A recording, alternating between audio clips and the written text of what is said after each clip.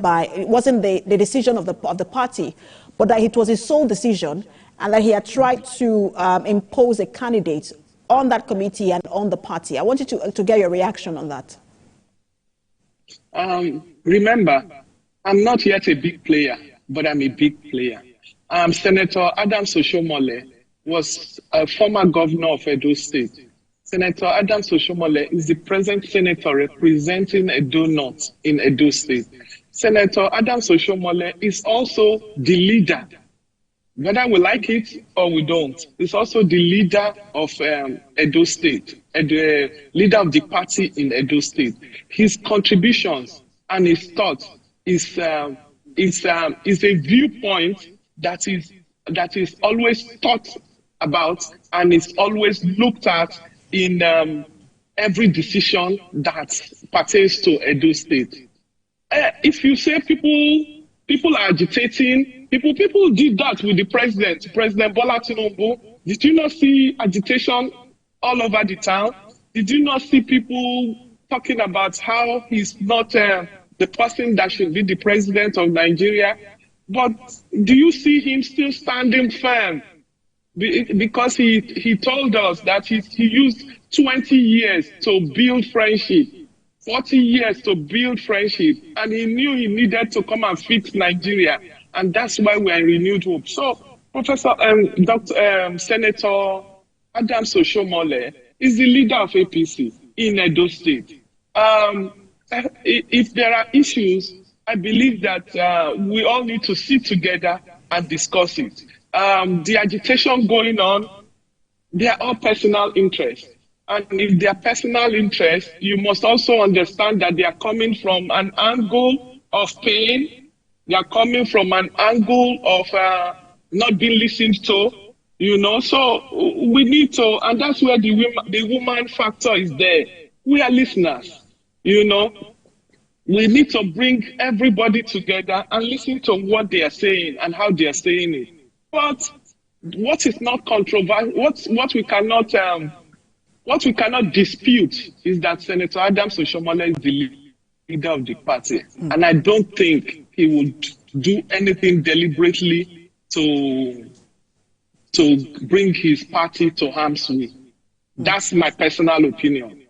I don't know for that purpose. And every state has a leader of the party where the governor is, in another party, then, the high-ranking or the most high-ranking public officer of the party in that state becomes the leader of the party. But I also wanted to ask if you're not concerned that, your party is witnessing a replay of what happened in 2019 that made APC lose the election, the issue of imposition of candidates on the party. When you tell me if I'm not concerned, you're not being fair. Because what you see in today's politics in Nigeria, did you see Wike bring his person in as governor? Does that make it right? That's the status quo of Nigerian politics. So when you ask me to be a propeller of change, what change do you think that I, as a female, who is also struggling to bring the female folks into governance, what do you think that I can do to change the situation? You have found leaders over time. It is not something you start today. It's not something that was started today. It's not something that people said, oh, it's just because he doesn't like this section of people or he doesn't like this. We have found leaders to go according to the dictates of their perception about the issues. So what we need to do is sit down and look at it, because the goal, like I said, is to win Edo State. I'm truly concerned that we must win Edo State. But how we win Edo State is what we all need to sit down and talk about. The leader has given a direction as to what he wants to do, how he wants to do by setting up the advisory committee. And we need to move away from that. The advisory committee has picked its their candidates. And then what can we do, when we sit down together again to revisit the issue and right the wrongs, if there are any wrongs? That's what we should be talking about. You can't change a leader bringing his own person into governance. It's not. He would not bring a stranger. Even if he brings a stranger that he knows in 24 hours, he will also assume that he knows that person than the person he has known over 24 years. You know, until the stranger actually depicts that they are strangers, they really do not know what they are doing. I have been a grassrooter in Edo State. Am I a stranger in Edo politics? No, I am not. I truly am not. My face is all over Edo State. Between where you call my name Victoria Amu, you find me in the 3 senatorial areas. And you find people who know me and who I have been tested and have worked with leaders and grassroots within Edo North, within Edo South, and within Edo Central. So it is the politics of today that is always biting us behind. So what we should all talk about is how can we make it better if it's not good? And I would just follow up on that question, because people are saying, look, there is a repetition of that pattern. And my question really is, if that pattern is now being repeated, what are the chances of your party in this election, in the election this year, if that is the same? Because Edo people have a way of reacting to those things. When the issue of godfatherism has never sat well. I mean, when you follow Edo politics, the issue of godfatherism has never sat well with Edo people. And so they react to issues like that. And if that is at the fore of your party at this moment, what are the chances of your party? The chances of my party winning back Edo State is beautiful. And it starts with us sitting together. And that's what the leader, Senator Adam Soshomole, is in the process of doing. He's in the process of bringing all the former aspirants and those who have picked up the ticket. He's in the process of bringing us together. We are in the process of discussing the way forward, because it is the way forward. It is not about an individual. Yes, I know that we do not want a repeat performance. But when you say repeat performance, it is my opinion that it's a repeat performance. It is my opinion if I choose to stand that the leader is trying to bring about a repeat performance. It is the person who is saying it that is their personal opinion. The general APC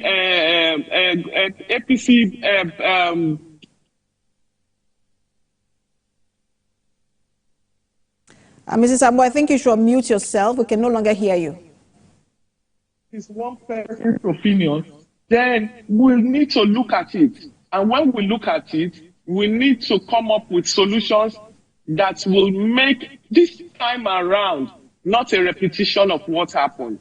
So I think that's what we all need to do. And that's what we all need to work towards. And I think that's what the National is doing right now, because the National itself is discussing with APC, discussing with aspirants, discussing with those who have collected funds, discussing with leaders, bringing leaders and everybody together. And that's what they should do, because our goal, like I told you, is to win APC, to bring Edo State to APC. With the aspirants that have been screened, with all 12 of them, and they have received their certificates of screening, we see that all 12 of them are from different zones, which means that your party has decided to throw the ticket open and not go in line with zoning. Yes. What is the implication of that? It makes it a lot better. It helps us to see the strength of every aspirant, because every aspirant comes with their own strength in their own region and in other senatorial areas. So if they've thrown it open, it's fine. Don't forget, we have 3 senatorial areas. Edo South has the largest population of voters, followed by Edo North, and then Edo Central. So when we throw it open, we give room. That's me. That's my opinion. The party gives rooms for dialogue between aspirants at certain point, you must find aspirants stepping down for the strongest link that is there. So I think that's where we're heading to. And that's what happens in every governorship, presidential election. At a point, you find those who will step down for the stronger link. And that's what we are going to see. It is not to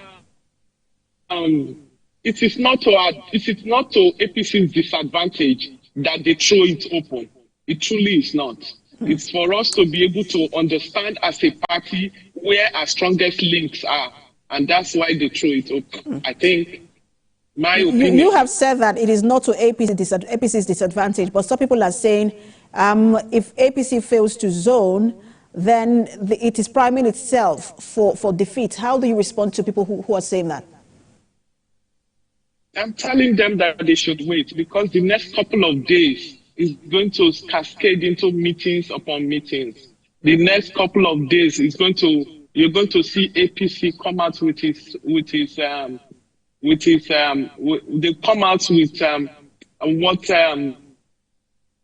they need APC members in Edo State to look at deeper. So I think we're just in a hurry. We are 7 days to the election. Today is the 10th, I'm sure.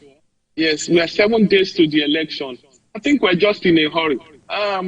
Before the primaries, we will see a lot of people conceding.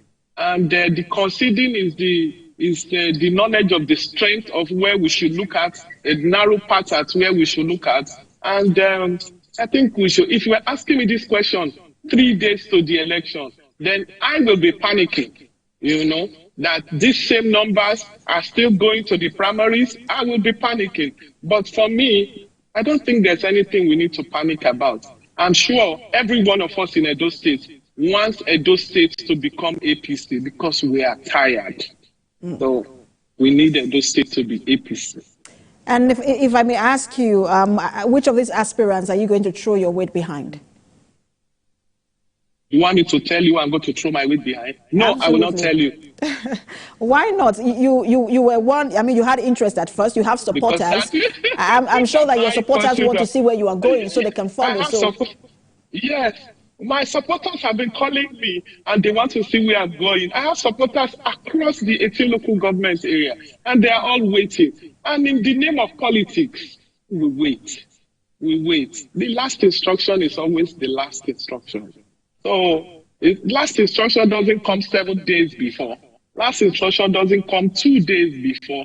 Last instruction is last instruction. So they know. So they are not agitated. Non-politicians will say, yes, tell me, where are you leaning towards?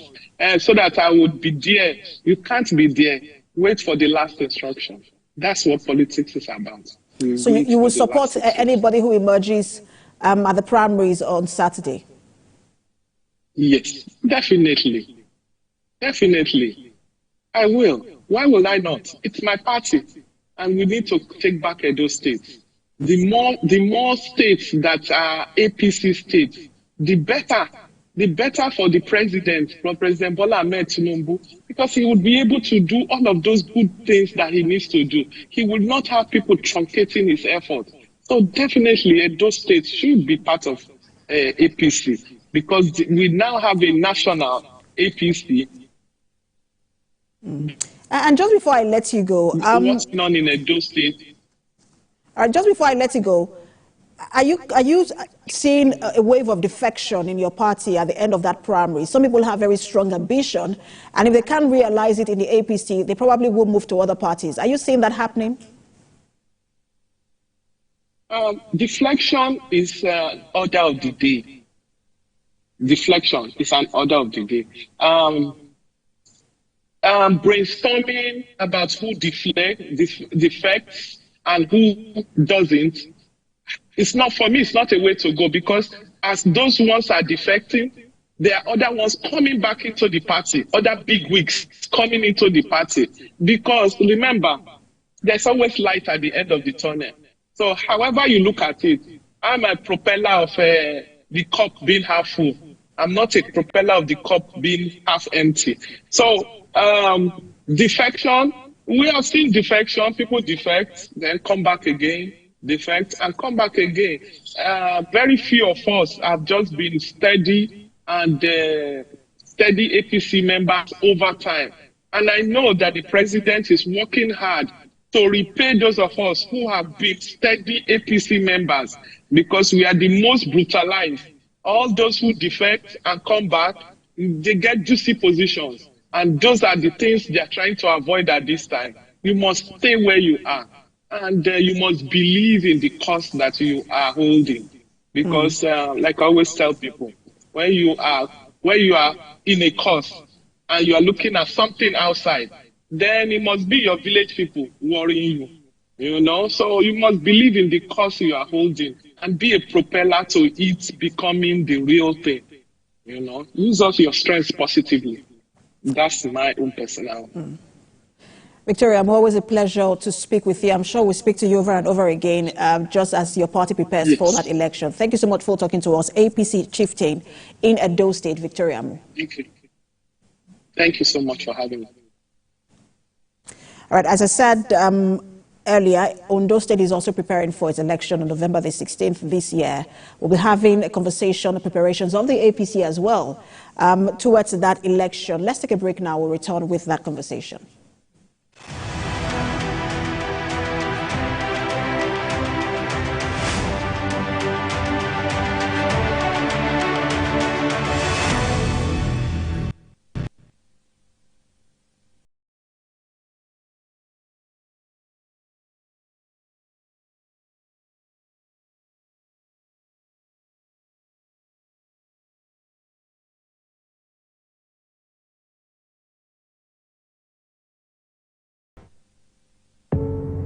Doubt and fear doesn't occur at the canvas, it shows in the canvas. It shows the conation of raw earthen material slabbed, stroked and molded at a pace provided by the doubt and fear. Every move weigh in the struggle of one to the other, merging the past to the present, brushstrokes of colors seen but not known. For when the wailing stops, the pieces settle down in abject beauty erected for a century of a century. Speaking, advocating, protesting as the arts are meant to be.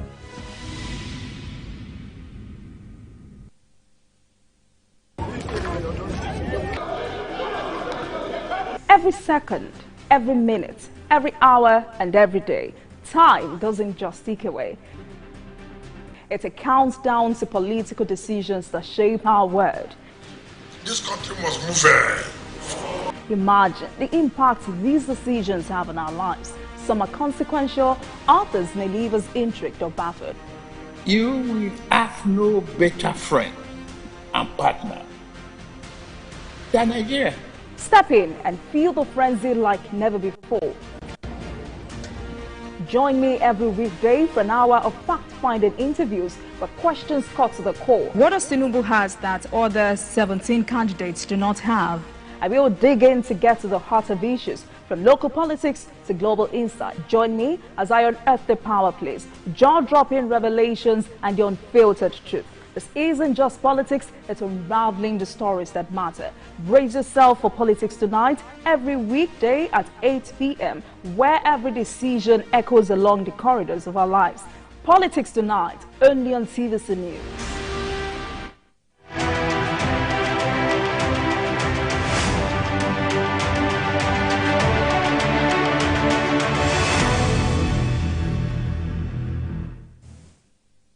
Thanks for staying with us on Standpoint. Ondo is also having its election on November the 26th. And for the APC, the field of play changed when the former governor, Akeredolu, passed. Now, the former governor, wouldn't have been running because he would have served his second term in office. But it would have meant that an incumbent governor wasn't going to be running for office. Now you have a new governor who was the former deputy governor, Lucky Aiyedatiwa. And now there are people saying, look, he might have interest in running for the election as well, and that has changed the field of play. There are other aspirants also coming up within the APC. People are wondering, will the governor get an automatic ticket, or would there be a primaries? Would primaries be held? Would he be the candidate or not? Uncertainty has been created in the APC. Let's have that conversation with an APC chieftain from Ondo State, but he joins us via Zoom from Canada, Dr. Abiola Oshodi. Good to have you join us. Yeah, thanks for having me. So let me start by asking you your thoughts before we get into the politics itself. On the governor chose Olaide, former clerk of the National Assembly, Olaide Adelami, as his deputy governor. How calculative of a political move was that? I thought that was a very, very brilliant decision by the governor, because for many reasons. You know, our former governor, the late Oluwarotimi Akeredolu, hails from Owo, and you know they won a joint ticket in 2019 for this current tenure. So unfortunately, we lost him to the crude hand of death, and it only makes sense, you know, for the governor, for the beneficiary of his death, who was a former deputy governor and currently the governor, to choose his deputy from Owo. And I think he chose right, and strategically too, because there were a lot of names being paraded around as the choice of the governor.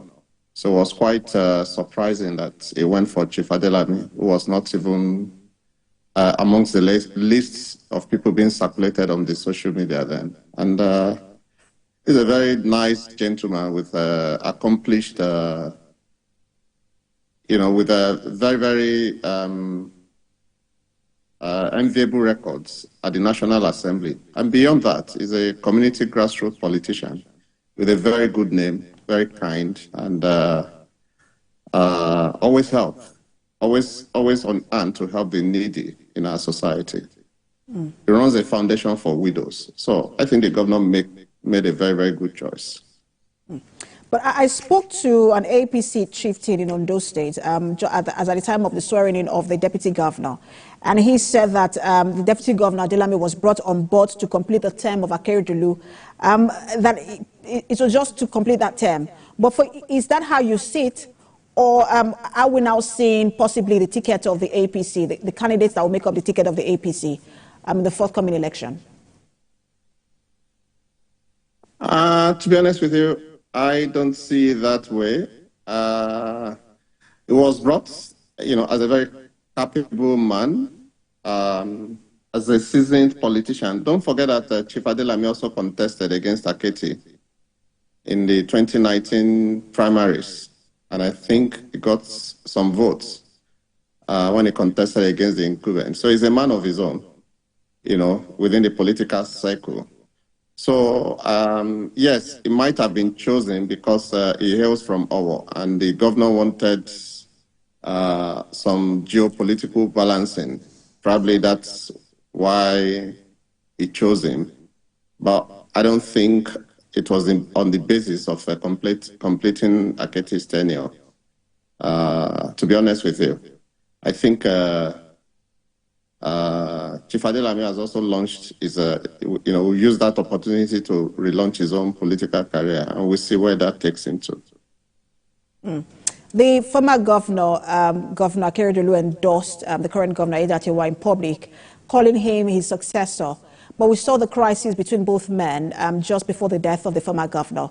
That statement that he made in public, calling him his successor, is that something that the current governor can still rely on to win the hearts of the people of the party and the state as well? I watched that video. It was quite instructive and quite prophetic. I think the governor can substantially rely on that, because it's not just about endorsement. It has a lot to do with the meaning of names and destiny. I don't think the governor was thinking that he was going to die before his tenure. I don't think so. But he was able to interpret the names of Governor Lucky, which means somebody to be lucky. And I think there are about two of them that have ascended power by virtue of that name. One is Governor Lucky Ayedatiwa. The other one was President Goodluck Jonathan, who succeeded President Shehu Yadua. So, you know, when you see somebody with that name, Lucky, then you have to be very careful as a sitting governor, because you might just end up being succeeded by them. But that's just by the wayside anyway. And I think he mentioned his last name, Ayedatiwa, which means the world has become our own. And as we see, Ondo State has become Ayedatiwa because he has to complete his principal's tenure by February next year. So he's now the sitting governor, the incumbent, irrespective of all the crises and all the shenanigans that went on prior to when he was able to ascend power as the governor of the state. And let's talk about that, what you have termed shenanigans and crisis in the party. How much has that played to his advantage or disadvantage? If he does decide to run, he has not made his intentions known yet, but how much would that impact on his chances as well within the party? I think he has a very, very good chance within the party and amongst the public, judging by what went on during the last days of Governor Akeredolu and how, you know, certain people wanted to stampede governance in the state and the resistance shown by some active players. And the fact that Governor Ayedatiwa was almost impeached as well, but for, you know, some strategic intervention at the right time. It could have been impeached, you know, by, you know, this set of people. So I think people will not really forget and, you know, rally around him to make sure his administration succeed and complete the tenure successfully by the end of, by early next year. And if he decides to run too, I think he's qualified constitutionally, at least for one term. If he chooses to throw himself into the ring and battle for the party's primaries that is scheduled to hold in April. But the former governor still has his loyalists within the party. Do you think they will support the current governor in his bid to become the governor of the state? I think a substantial number of them might not necessarily support him, because we know what they did to him as a deputy governor. The war they waged and the serious attempts to get him impeached. Well, politics is all about, you know, there are no permanent friends and no permanent enemies, but what you have is permanent interest. So I think the governor will probably need to do a lot of hard work and bring as much people as possible on board. That's on the strength of assumption that he wants to contest the APC primaries, so that we can all have we can all align our interests together for the prosperity of Ondo State. I think he needs to toe that part. He might not get all the Aketi's people on board, but I think there are a lot of reasonable ones amongst them as well that put Ondo State first. And in as much as the governor puts Ondo State first and the APC first, I think he can substantially win a large number of them over. But we know that an incumbent governor usually gets the party's ticket without, you know, challenge or, you know, too much challenge from aspirants. But we're seeing multiple aspirants demonstrating interest to run in Ondo State. Isn't that an indication that perhaps the governor doesn't enjoy total support within the party, and that this ticket might be a huge challenge for him if he actually does get it? Well, don't forget that he wasn't governor 6 months ago. He was a deputy governor. And it was not one of those major stakeholders. And a lot of the people that are contesting today, many of them had made up their minds long before the late Akeredolu's passing. You know, so they had been straddling the political space up and down, you know, testing waters and stuff like that. But a lot of dynamics changed once the late Akeredolu transitioned and power changed to Lucky Aiyedatiwa's hands, through divine providence. So obviously a lot of things changed. People might not see that, but in the political realm, history is on its side as an incumbent. I think in Nigeria's political history, since the advent of democracy in 1999, it's only been one time that an incumbent failed to get his party ticket and didn't participate in the general election. And that was Lagos State. And that was because the people and the party stakeholders, they insisted that it was going to be like that. And it could have been different if Governor Ambode defied the party structure then and probably defected to another party and contested. We don't know what could have happened. So I think that's the only time an incumbent failed to get the party's ticket and also failed to get re-elected because he didn't participate in general election. Other than that, the incumbent always uses his network of political friendship, use the unique power of incumbency. We can't dispute that. I think that's the most potent political weapon, in our system. Once you are the incumbent, I think the race is yours to lose. And if you play the politics very well, your chances of winning is extremely bright. So I think Governor Aiyedatiwa will be coming from that historical perspective, from that historical strength, from that history that favors him to clinch the party's ticket. But he needs to work very hard. He needs to ensure that he unifies the party. He needs to speak continuously with all the stakeholders and the supporters, and come up with a very clear agenda that he has for Ondo State going forward. But even at the national level, if I may come in, even at the national level, we've heard the national executive saying that, look, APC will not rule out automatic, or the APC has ruled out, rather, automatic ticket for the governor, which means that the governor also has to go and through the primaries like everybody else. One would have thought that, like, again, as an incumbent governor, he has the popularity and resource, and so it should be an automatic ticket for him. But that statement coming from the National Executive or National Working Committee, what is the implication of that, and what does that tell you? It means to a very large extent they want to throw the contest open a little bit. But to be honest with you, whether there's a primary or no primaries, I expect the governor to clinch the ticket. And the party cannot be seen to be narrowing the chances to one or two few people. That can encourage a lot of dissent and put the party in a very, very difficult position in the general election, because, some of the people that might be excluded, they might not be happy and they might start to defect from the party. So the party has to be seen as much as possible as being transparent and neutral in the process.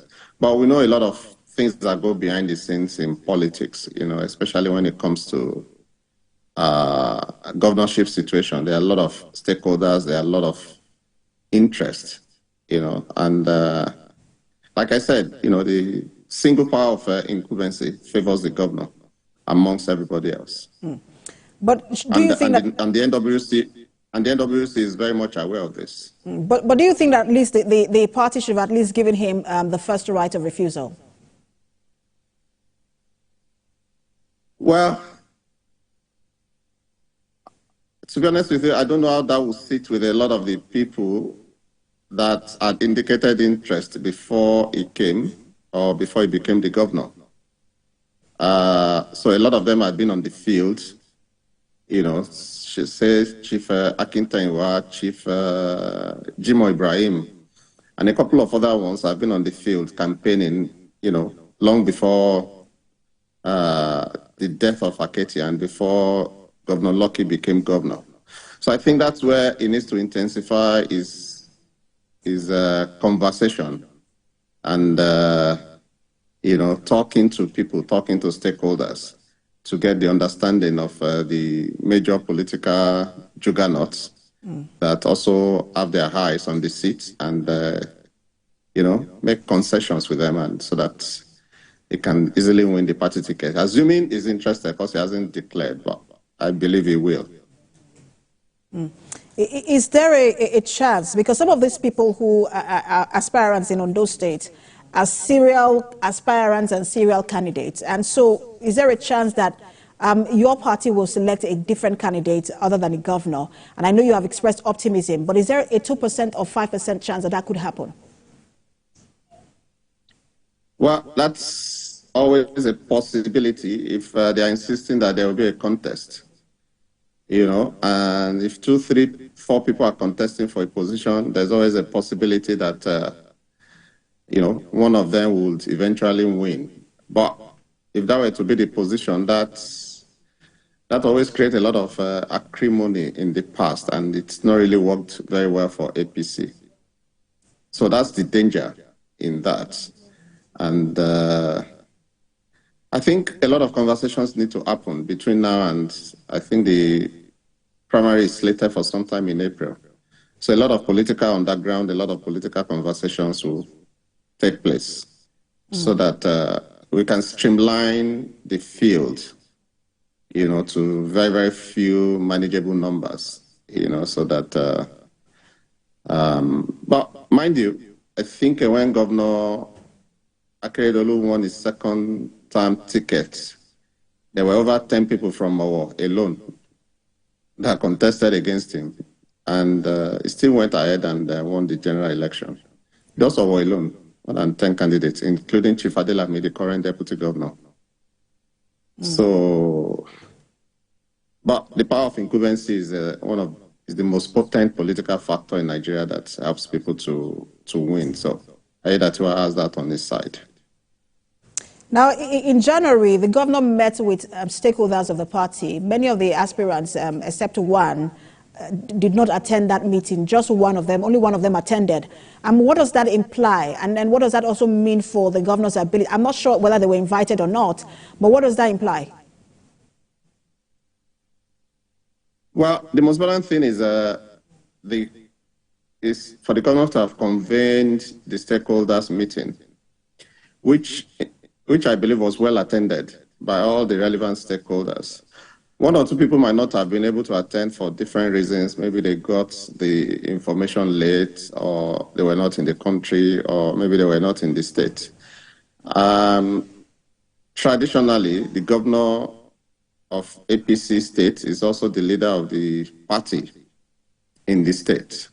So when governor calls a meeting, you expect everyone to attend. So the person you are referring to, we don't know why he did not. Like I said, it could be out of the country, it could be out of the state, and maybe the... No, what I said was, out of all the aspirants, 1 attended, the others did not attend. As much as 5, 6, 7 of them did not attend, only 1 of them attended. And so what does that mean? If you're having a larger number of the aspirants not attending that meeting, whether they were invited or not, it's not clear. But, you know, what does that imply? Yeah, that's what I'm saying, that, you know, the truth of the matter is a lot of stakeholders across the state attended, which that's very important.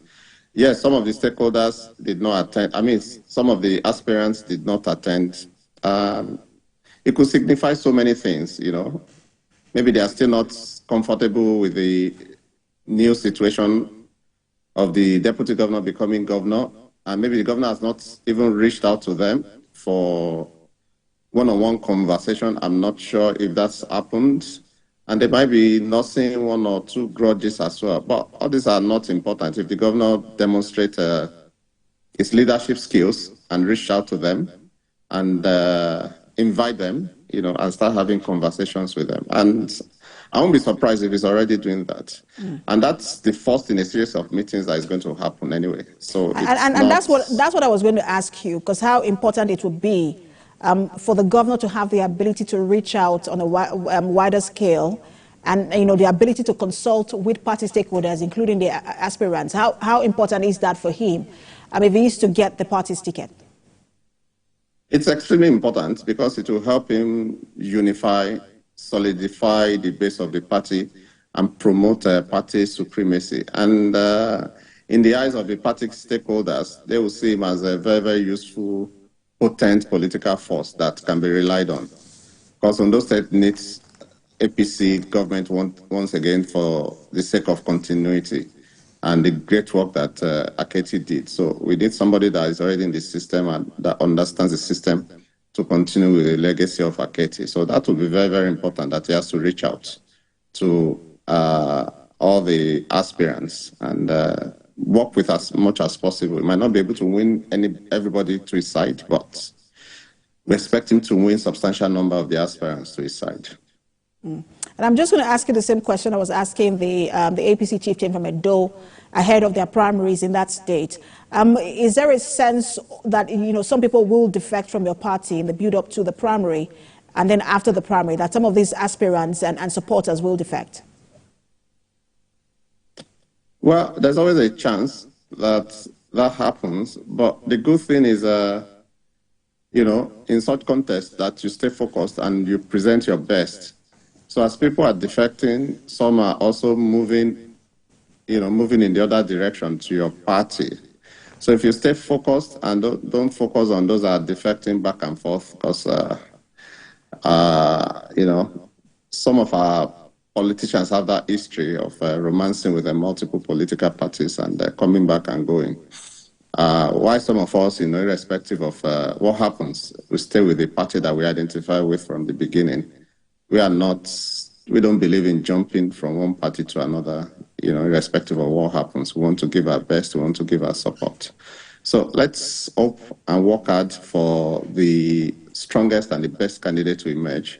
And we rally around behind that candidate and give our support, maximally, so that we can win and deepen democracy in our system. Well, following developments in Ondo State's politics, one can see that, it is going to be quite interesting. Thank you so much for talking to us. I'm Dr. Abiola Oshodi, APC chieftain in Ondo State. Thanks so much for having me in the studio once again. Right, those were conversations on Ondo politics and Edo politics. We had that earlier. Thank you so much for watching. You've been watching Standpoint. Remember that you can watch a repeat broadcast at 11 p.m. tonight and 5 a.m. on Sunday morning. I am Precious Amayu. Thanks for watching.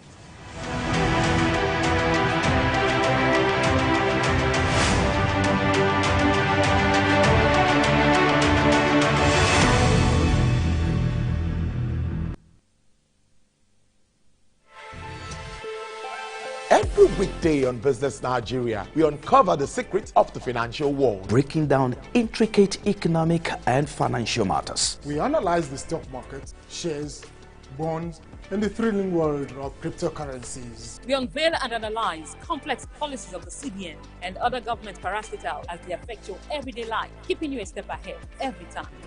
Okay, this is incredible. Facts matter. Our team dives deep to separate facts from popular opinion. We simplify complex government policies as it impacts